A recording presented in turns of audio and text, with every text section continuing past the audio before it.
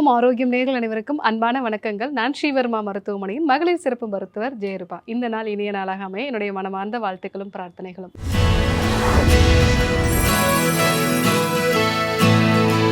உடல் எடை அதிகரிக்குது டாக்டர், என்ன காரணம்னே தெரியல. நான் டயட் இருக்கிறேன், எக்ஸசைஸ் பண்ணுறேன், ஆனாலும் கூட வெயிட் குறையல அப்படின்னு சொல்கிறவங்களுக்கு இந்த ஒரு சத்து குறைபாடு கூட முக்கியமான காரணமாக இருக்கலாம். ஸோ உடல் எடை அதிகரிப்போட எப்போவுமே நான் ரொம்ப இரிட்டேட்டடாக இருக்கேன், சின்ன சின்ன விஷயத்துக்கெல்லாம் மனப்பதட்டம், அதாவது ஆன்சைட்டி உண்டாகுது. பீரியட்ஸ்க்கு முன்னாடி எனக்கு அந்த ப்ரீ மென்ஸ்ட்ரல் சிம்டம்ஸ் அளவில் அதிகமாக இருக்குது. சரியான இரவு தூக்கம் இல்லை, மலச்சிக்கல் சம்மந்தமான பிரச்சனைகள் இருக்குது, தசைகளில் ஏதாவது ஒரு வலி இருந்துகிட்டே இருக்குது, கழுத்து வலியோ இடுப்பு வலியோ ஏதாவது ஒரு வலி இருந்துகிட்டே இருக்குது, சரியான இரவு தூக்கமும் இல்லை, அதே மாதிரி ரொம்ப டயர்டாகவும் ஃபீல் பண்ணுறேன். இந்த அறிகுறிகளோட உங்களுக்கு வெயிட் கெயினும் இருக்குது. என்ன காரணம்னே தெரியல அப்படின்னா மெக்னீஷியம் சத்து குறைபாடாக கூட இருக்கலாம். இந்த மெக்னீஷியம் சத்து அப்படிங்கிறது கரெக்டாக இருந்துச்சு அப்படின்னா தான் நம்ம உடம்புல இன்சுலின் கரெக்டாக செயல்பட முடியும். அந்த இன்சுலின் ரெசிஸ்டன்ஸ் ஆகிறதுக்கு இந்த மெக்னீஷியம் குறைபாடு முக்கியமான காரணம். ஸோ அதனால தான் நிறைய பேருக்கு வெயிட்டை குறைக்கிறது ரொம்பவே சிரமமாக இருக்குது. ஏன்னா நம்ம உடம்புல இந்த இன்சுலின் ஒவ்வொரு செல்களுக்குள்ளே போகிறதுக்கும் மெக்னீஷியம் கரெக்டாக இருந்தால் தான் அந்த செல்களுக்குள்ளே இன்சுலினால் போக முடியும். ஸோ அதனால தான் மெக்னீஷியம் குறைபாடு இருக்கிறவங்களுக்கு இந்த இன்சுலினோட செயல்திறன் கம்மியாக ஆரம்பித்து வெயிட் கெயினும் இருக்குது. அதே மாதிரி மெக்னீஷியம் கரெக்டாக இல்லைன்னா சரியான இரவு தூக்கமும் அவங்களுக்கு இருக்காது. ஸோ ரொம்பவே இரிட்டபிளாக இருப்பாங்க, ஆன்சைட்டியோடு இருப்பாங்க. ஸோ நல்ல இரவு தூக்கம் இல்லை அப்படின்னாலே அவங்களுக்கு கார்டிசால் லெவல் அதிகமாகும். ஸோ இதனாலே அவங்களுக்கு வெயிட் இன்க்ரீஸ் ஆகிறதுக்கு நிறைய வாய்ப்பு இருக்குது.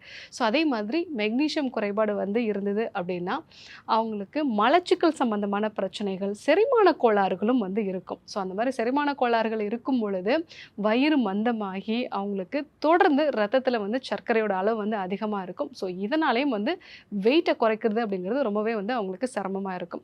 ஸோ அது மட்டும் இல்லாமல் இந்த மெக்னீஷியம் அப்படிங்கிறது ஏடிபி அப்படின்னு நம்ம சொல்லுவோம். அதாவது நம்மளுடைய செல்களுக்கு தேவையான சக்தி, இந்த சக்தியை கொடுக்கறதுக்கு இந்த ஏடிபி உருவாக்கத்தில் மெக்னீஷியம் அப்படிங்கிறது ரொம்பவே அவசியமான ஒன்று. ஸோ இந்த மெக்னீஷியம் குறைபாடு இருக்கிறவங்களுக்கு அந்த ஏடிபி உற்பத்தி கரெக்டாக இல்லாததுனால அவங்களுக்கு நிறைய எனர்ஜியை ப்ரொடியூஸ் பண்ண முடியாது. சாப்பாடு கரெக்டாக சாப்பிடுவாங்க, ஆனாலும் எப்போவுமே டயர்டாக அவங்க ஃபீல் பண்ணுவாங்க.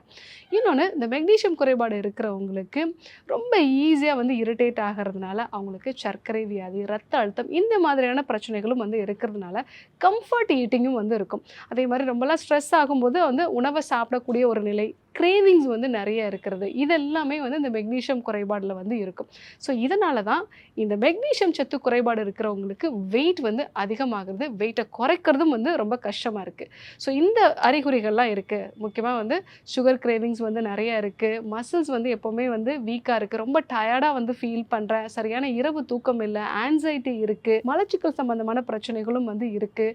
நிறைய பேர் சொல்லுவாங்க மசில் அடிக்கடி துடிக்குது டாக்டர், கண்ணுக்கு கீழே துடிக்குது, அதே மாதிரி காஃப் மசில் திடீர்னு கிராம்ப் ஆகிடுது, இந்த மாதிரியான அறிகுறிகள்லாம் இருக்குன்னா ஸோ கண்டிப்பாக உங்களுக்கு இந்த மெக்னீஷியம் டெஃபிஷியன்சி இருக்கிறதுக்கான வாய்ப்பு இருக்குது. ஸோ அந்த மாதிரி நிலைகளில் என்னென்ன உணவுகளை எடுத்துக்கலாம்? ஸோ மெக்னீஷியம் அதிகமாக சணல் விதைகளில் இருக்குது. ஒரு நாளைக்கு நமக்கு 420 மில்லிகிராம்லேருந்து 500 மில்லிகிராம் வரைக்கும் மெக்னீஷியம் தேவைப்படும்.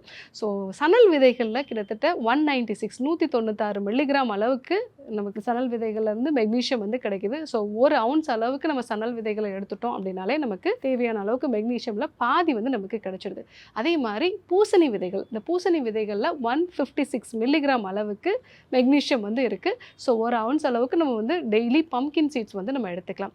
ஸோ அதே மாதிரி கீரை வகைகள்லையும் நிறைய மெக்னீஷியம் சத்து இருக்குது. சியா சீட்ஸில், இந்த சியா சீட்ஸில் 100 மில்லிகிராம் அளவுக்கு, அதாவது ஒரு அவுன்ஸ் இருக்கக்கூடிய சியா சீட்ஸில் 100 மில்லிகிராம் அளவுக்கு நமக்கு மெக்னீஷியம் சத்து கிடைக்கும். ஸோ அடிக்கடி நம்ம சியா சீட்ஸ் எடுத்துக்கிறது நல்லது. அதே மாதிரி நட்ஸ் வகைகளில் பாதாம் எடுத்துக்கலாம்.